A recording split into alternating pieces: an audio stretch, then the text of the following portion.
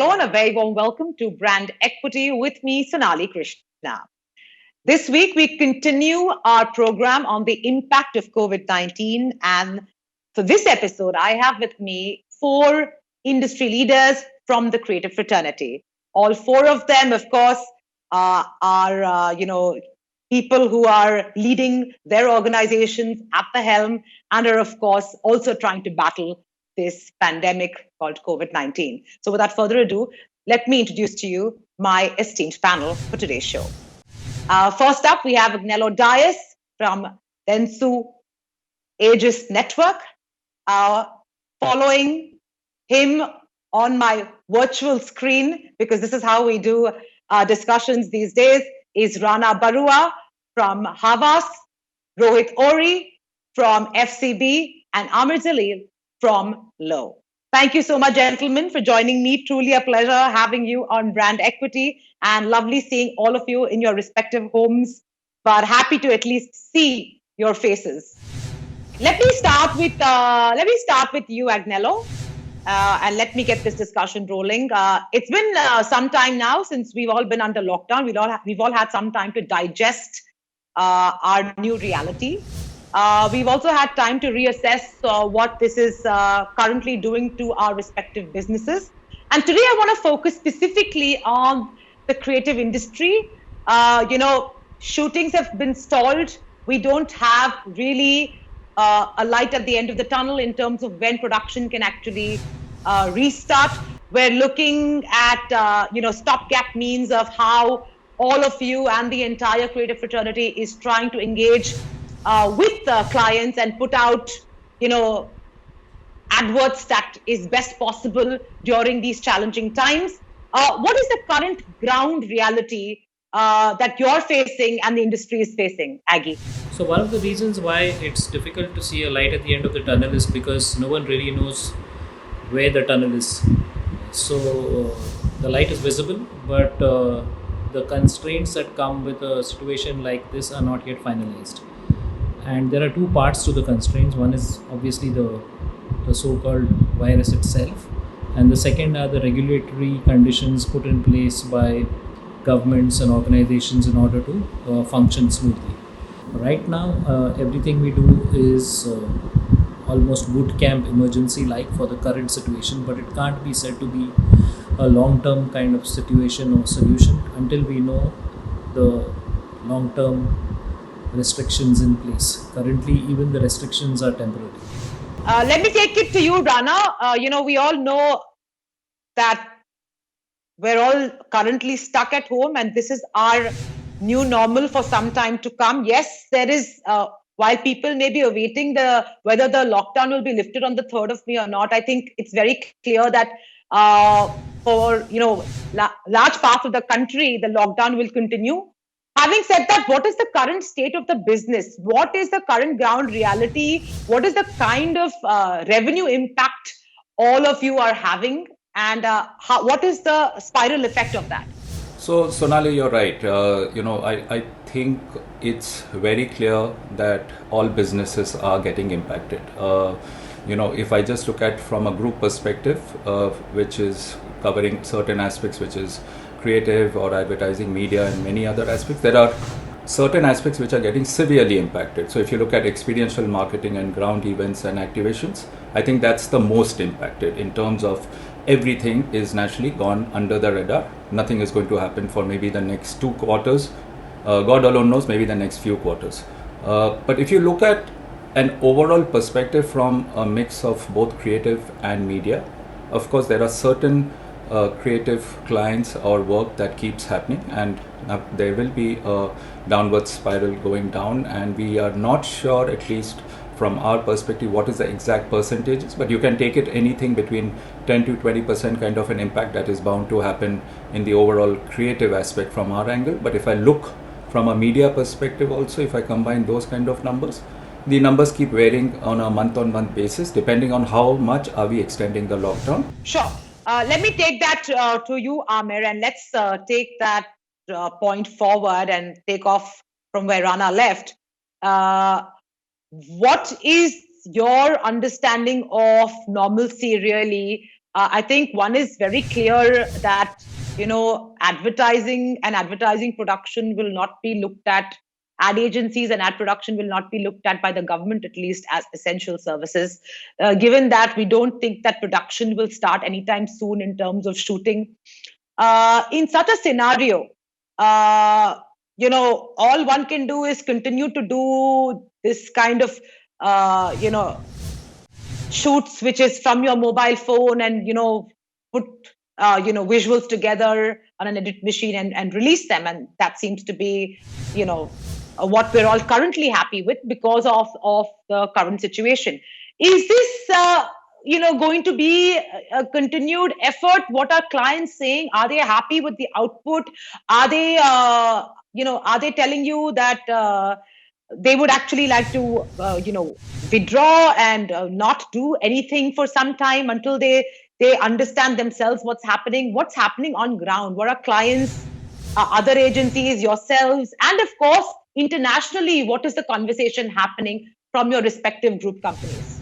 Okay, let me start by answering you on what's happening back at the virtual office that we are running right now. The first thing is that we have different kind of clients, and some clients are reacting to the crisis, and some clients are planning for the world beyond the crisis.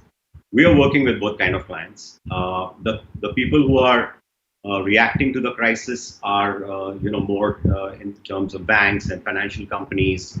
There are also health brands and FMCG brands and things like that. But there are many other brands that whose businesses are right now not working, not on. And for them, life continues as usual in terms of strategizing and planning for the world beyond COVID. So both kinds of things are happening from our end. Now, in terms of the work we are creating, we are not, for us, it's not about that there are constraints or limitations in the kind of production facilities we have. Of course, we'll be happy to go back to full-scale production. We can produce whatever strategy is needed for whatever brand. But what we are waiting for is actually for consumers and the world of business to open. Okay, great. I like your optimism, Amer. Let me take it to Rohit. You heard three of them. Let me ask you the brass tacks question, which is really what kind of contraction of the entire advertising industry are we going to see in 2020, 2021? And, I don't know what's going to happen post that, so let's not go there. But at least for this year, what is the sizable contraction we can see as an industry at large? The contraction of the business that we have is directly proportional to how we respond to the crisis. If we see it as a crisis and we shrink ourselves, one of the things that I've been hearing across networks is really about furloughs and job cuts and salary cuts, etc. But the thing is, at this point in time, if an agency has to come out of this crisis, and when we we start working through the time now and the time to come, really what will get us is our engine, right? And our engine is our people. So we need to keep our teams motivated, energized, not crushed and demotivated, shrink our core capabilities, bring our resources down to a point of, where it becomes hard to work. Aggie, let me bring it to you. You've heard four of them, and you heard Rohit last, who says that, creativity must be, we as an industry must try and, get those lights in that dark tunnel and not be fast to act on, whether it be furloughs or job cuts and all of that, and, try and keep our head above water until these dark times pass. But the fact of the matter is, the reality is actually quite harsh. And businesses don't have that kind of patience, or I would say empathy, to, continue keeping their heads afloat, even though they're almost drowning. Given that, what is the sustainability of the advertising agency world, really, in your opinion? Do you think there will be enough time there would be enough work in the industry to feed the number of advertising agencies we currently house in the country? Or do you see a collapse of sorts of the agencies who do not have the deep pockets? I think there's a very, very strong silver lining in this. And if you look at the immediate pre-COVID situation, especially in India, we were heading in for a recession anyway. Agencies were gearing up for a tough year anyway. It's not like everything was hunky-dory and we were flying high and then COVID came, correct? It was going to be a deep struggle in this year in any case, even without COVID. Everybody knows that. And everybody, if we all put our hands on our hearts, we knew it was going to be a tight call between meeting all our targets, considering the recession that was creeping in the West, and obviously crept in far greater over here. So I think if a catharsis of the industry, which you are calling a collapse of the industry, was due in any case, I think this is a trigger that will make that catharsis immediate and urgent. It's a bit like I have a shaky house and a shaky building and I'm thinking of doing it up, and then there's an earthquake. So you might as well, that's the best time anyway. It's the best way to go for a complete reboot or retox of your entire system, which would have taken slow and grudging acceptance from some parts of the industry, and we would have evolved into that kind of phase over the next 2 or 3 years. But now we'll have to do it on a extremely urgent boot camp basis, because it was due anyway. I don't think there's any doubt in the conventional advertising industry that even before COVID, a catharsis or a relook at how we function, right from the award ecosystem to the work we do to what is required in the market to what's selling, it was overdue anyway. And I think this may well be a seminal point or a flashpoint that will confirm in black and white on a page that the industry should relook at everything they're doing, including the way it charges, its business models, its remuneration, and everything. Now, how much we do and how fast and what is the most urgent, what we'll do immediately in the next few months is a different matter. But I think the silver lining was that a large part of what is going to happen was overdue for the industry in any case. Great. I think those are some really critical points coming out there and extremely pertinent. I'll take that to you next, Rana. You heard Aggie, and he's really talking about the catharsis of the industry, which was anyway long overdue. This will just accelerate the process. Are you in agreement with that? And if we are to go by what Aggie's observations are, I think then what we're really going to see happen is that the industry will right size, and only the strong players with deep pockets and a repertoire of Fortune 500 clients will remain. We all know how clients jump to renegotiate. Are they renegotiating their fees with agencies right now, or are they actually showing empathy during the times of COVID? One thing is very clear, that yes, it is going to become very clearly defined on the kind of expertise that we bring on the table, and that is clearly going to become a very sharp demand stroke expectation from every client, if we have that expertise or not, which is the strong conversations we were having about consultants getting into our territory, individual creative hot shops getting into the creative territory, digital of hot shops and creating their own territory, and then you have these large size networks who are trying to build.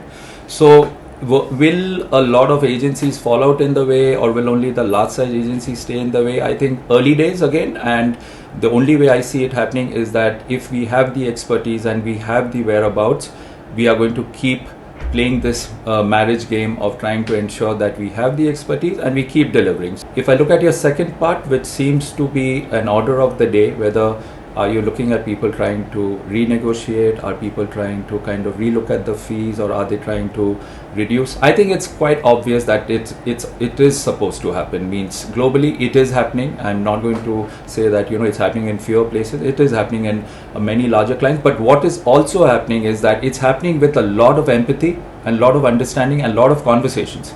We understand that clients are under pressure. We understand that sales are not happening. We understand manufacturing is shut.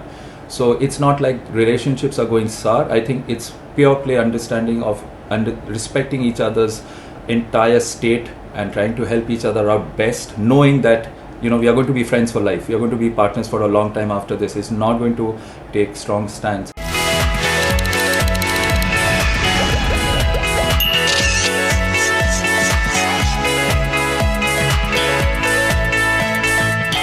Let me, take that forward to Amer, and let's take it from again where Rana left off. He's saying that, the model will need to change. What that model will be is, of course, still work in progress as we understand what the new world is going to look like, which is currently still a bit, unclear. Would you like to hazard a guess in terms of what this new model will be like? I'd also want you to try and answer who is going to survive and who is going to die in the current ecosystem. The world of marketing and the world of consumers is actually, undergoing a sea change. People are completely behaving in very, very different ways. Their reaction to brands, their reaction to messages, their reaction to media, everything is changing. Their reaction to the physical world is changing. So there's a huge amount of change that is happening in the world that gets reflected in industry, in businesses, in marketing, and that gets reflected in advertising. Now, the thing for me is that, all over the world, and, bar none, actually, advertising agencies have fallen short of, running alongside marketing agencies. And for me, this is this time which has come now, which is because of this crisis, that we can now get into a reset mode, which means that because there's, all of us are going to reassess what is going to happen, how consumers are going to behave, how business is going to behave, how marketing is going to react. Since all of this is happening at one time in the whole world, there's a chance for advertising agencies, our entire industry, to reassess our role. So physical sort of getting replaced with virtual is, I feel, a huge trend that is coming. And creativity, unlocking this virtual, the way people will want to behave in the virtual world, the way marketing, business will be done in the virtual world. We are hearing conversations already, actually, that we are beginning with people, and marketers are beginning with us. They're saying that they want to completely redefine their models. They want to think about this virtual way of approaching brands, selling, everything. Fair enough. Let me come to you and ask you a business question, Rohit, because you are a suit. With everybody talking about the fact that we are going to get more virtual, we're going to get doing a lot of more impact kind of campaigns as we understand how the new world shapes up. I think it's pretty clear that the large, big mega productions are really over. And at least, in the present COVID times, we'll see what the future looks like. But it looks like, at least for the next year or so, big mass productions, mega productions are out. Given that, the kind of repercussions it's going to have on your balance sheet, not just yours, the entire industries, within India and globally, is also going to be immense, because we did make a lot of money through those big productions. Secondly, so that kind of impact, because the moment you also start saying virtual, digital, your budgets are also that much more leaner. B, the industry, the creative industry, has always been under attack for at least some time now from the consultants, who all of you like to call sharks. Do you think now they're going to size this up as advantage? The advantage consultants and come and try and attack your core domain even more. So is this industry really right now most vulnerable and under threat? Quite honestly, agencies actually which dependent on mega productions to give them additional revenue. I think they kind of deserve to lose a lot of their revenue, because I believe that what should actually define your revenues is the quality of the ideas. It doesn't matter whether you have a mega production or a small production. As long as the idea is great, it will work. And I think that the new reality actually brings that even sharper in focus. We were always talking about, what is at a premium really is creativity. And I think that is really the most important thing going forward, because in a crisis, creativity actually becomes even more strong than ever before, because the need for creativity, the need for connecting with consumers in a way that is relevant in the new reality. Though I differ a bit from Amer. I don't think everything is going to go virtual and online, because finally we are human beings. We still want the touch and feel. But what the new world, in my opinion, is going to be a real mix of virtual and real. And I think that there will be changes in behavior, but there will be changes in behavior in a format that's not that, this is what we were doing, A is what we were doing pre-COVID, and B is what we're going to be doing post-COVID. It's going to be an A plus B, right? So that is really the new world that we are going to be seeing, and that's the kind of world that we need to get ready for. The consultants come in, and they've been coming in for a while now, where they're looking at rationalizing costs and looking at how to optimize the client's budget. So that is something that is happening. I think the two or three big things I think that will happen. One of the things that clients would want to do is really, in this period of uncertainty, hunker down with their existing agencies, work together shoulder to shoulder, and try to see how you can build the brands out of this crisis period, because this is a time when the partnership really has to come together, and partnerships have to really look at every aspect of the marketing mix and then push the brand into the recovery phase. At this point, I think consultants are going to be a bit wary to come in and talk to clients about either organizing a pitch, and we've seen that say that this is the best time to do a pitch, because this is really not the best time to really onboard a new agency, not to start afresh, because I think this is the time when partnerships have to be stronger than ever before. Well, if that's actually happening on ground, wow, the kind of maturity we're seeing then in this industry is outstanding. But let me take it to you, Aggie, and let me ask you the question my last question before I end the show. And, as usual, I'll expect your pointed response.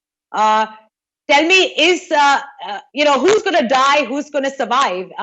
Really, I'd like you to put yourself out on a limb and tell me that. My feeling is that the future will belong to the survival of the versatile and not the fittest, because no medium or no form of creative is long term anymore. Having said that, there will be therefore a lot of specialists and a very few large monoliths that are versatile. There will be a lot of specialists that will provide depth in one particular aspect of creativity and not in the other. So clients may tend to go, and brands may tend to go for an increased number of project-based relationships, so that they can choose to move to a different specialist whenever the need arises. As to who will survive, I think the ones most adaptable to change rather than the strongest will survive. I think will be the age of the palm tree that bends before the wind or straightens up as the wind blows, rather than the age of the oak tree which will not budge. So that's what it looks like to me for the immediate future. Maybe the big lockdown end around July, August will give us a better idea. But right now it is a very scattered kind of industry as far as creative services go. Some part of that scatter is conventional advertising agencies, some part of it is not. And clients are very happy to pick up the pieces and window shop as they go along rather than enter a shop and get locked in there.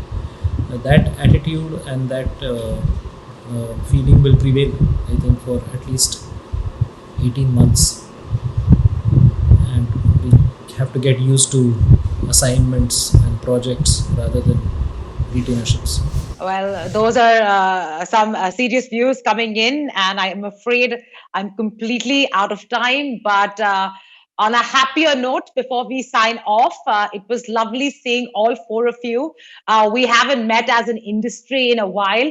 Lovely to see all your faces, although just virtually, and hopefully, we'll all be back in action and at one of our industry dues, clinking away to the future of this industry. Thank you so much for joining us. Thank you. Thank you, Sonali. Thank Thank you. you so much.